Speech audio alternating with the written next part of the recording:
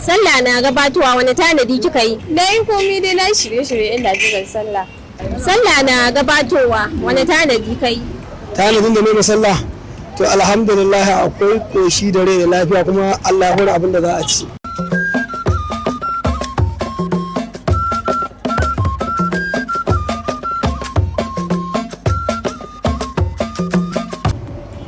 Assalamu alaikum masu kallon mu yau ga a titi a cikin shirin mu na ra'ayoyi daga titi wanda Katsina Post take kawo muku.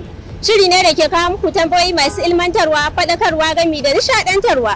Sai ku biyo mu domin cinye da shirin zai kasance tare da ni Aisha Abubakar dan Musa.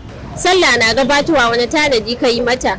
To, wannan sallah dai akwai tanade-tanade da yawa kamar irin su za mu sai ragon layya, sannan za mu yi sabbin ɗinkuna, za mu je mu yi cefane da sauran abubuwan da suka kamata, kuma za mu je sallar idi mu je mu dawo. Sallah na gabatowa wani tanadi kika yi?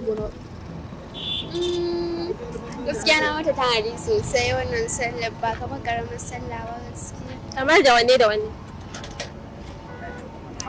Zan yi kitso, zan yi kunshi.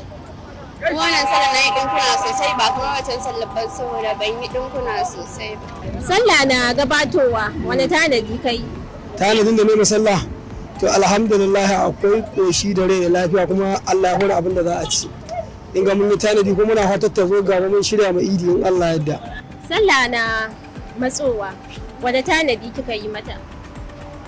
Na yi shirye-shirye wa'anda suka kamata wa'anda nake bukata. Kamar wanne da wanne?